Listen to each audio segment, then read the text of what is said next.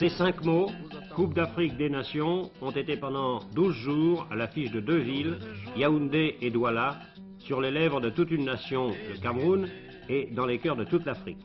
Nous accueillons avec la joie et dignité nos pays frères. Les spectateurs camerounais, enthousiastes, étaient venus par dizaines de milliers pour l'amour du football, mais, il est vrai, aussi, pour assister surtout à la victoire de leur équipe face aux 7 autres nations qualifiées. À leur enthousiasme devait céder progressivement la déception après l'élimination du Cameroun. Bienvenue dans notre chère patrie.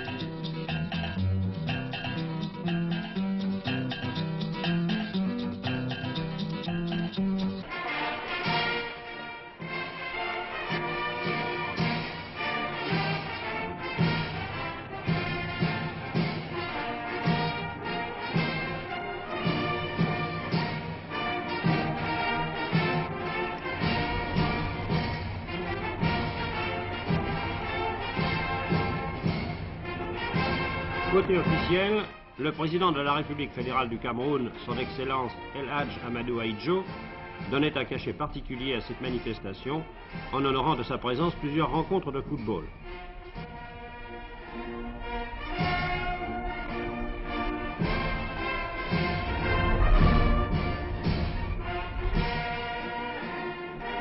Ce jour-là, le président déclarait solennellement ouverte la 8e Coupe d'Afrique des Nations.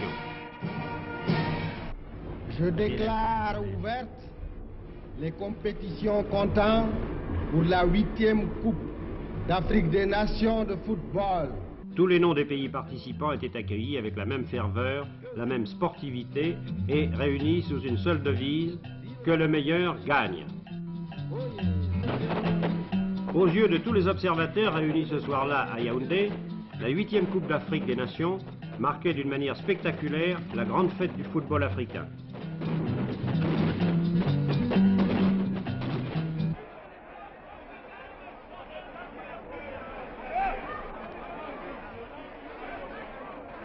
Le président Ahidjo donnait alors symboliquement le coup d'envoi des compétitions.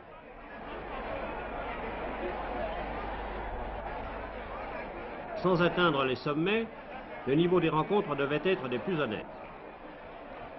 Le Cameroun prenait un bon départ en inscrivant 2 jolis buts pour son premier match face à une équipe du Kenya dont le jeu séduisit plus d'un spectateur.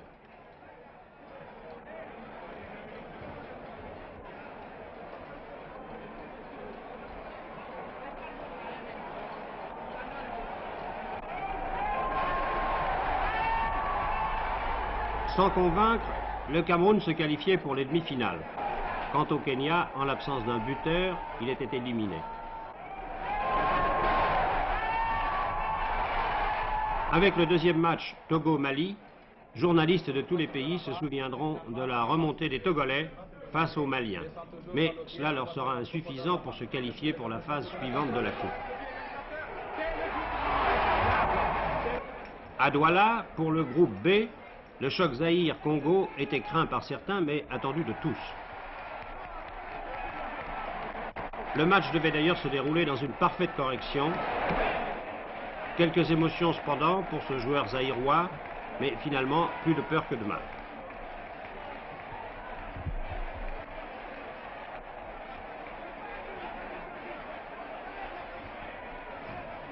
Et après 2 pannes de lumière, le Zaïre, par son avant-centre Ntumba, remportait la victoire et devenait le favori de l'épreuve.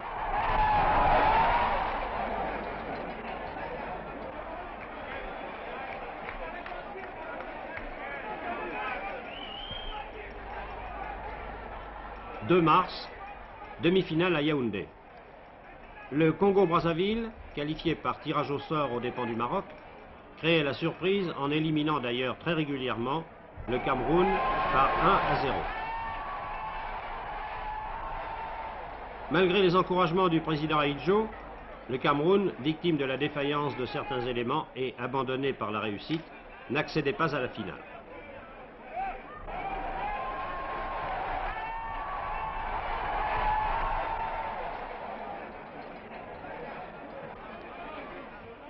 Trois jours plus tard, apothéose avec une finale un peu inattendue.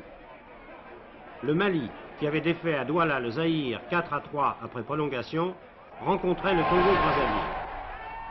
Le Mali, en première mi-temps, prenait l'avantage par un but de Diakité, mais en seconde mi-temps, la logique du sport était une fois de plus battue en brèche quand, par 2 fois, le Congolais Mbono permettait à son équipe de prendre l'avantage.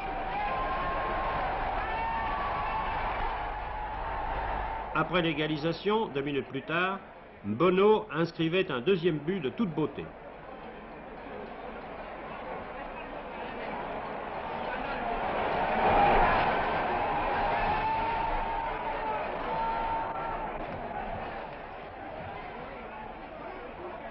Enfin, François Mpelé, le joueur congolais opérant dans l'équipe française d'Ajaccio et l'un des meilleurs joueurs de cette coupe, achevait le triomphe de son équipe en marquant un 3e but.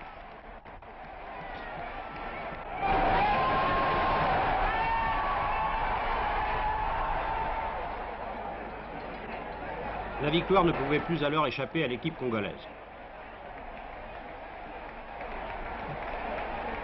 Une dernière réaction des avants maliens, privés, il est vrai, de Salif Keïta, blessé, leur permettait de réduire la marque par Moussa Traoré.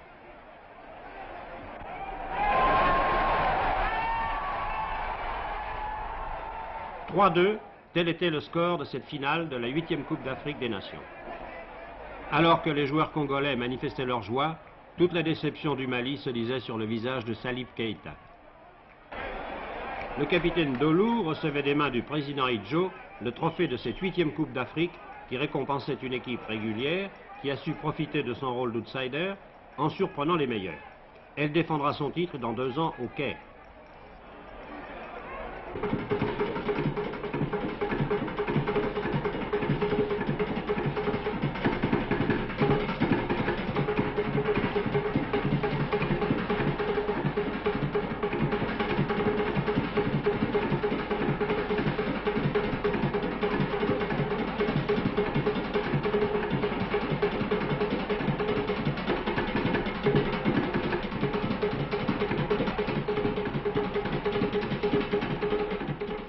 Après les stades, officiels, journalistes et nombreux spectateurs étaient au rendez-vous d'un gala pour l'élection de Miss Coupe d'Afrique des Nations.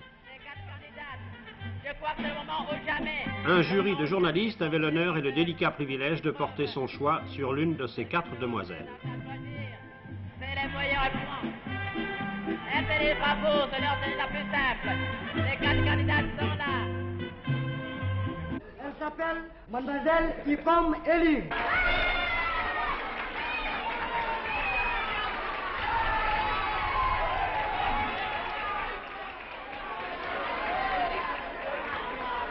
Les félicitations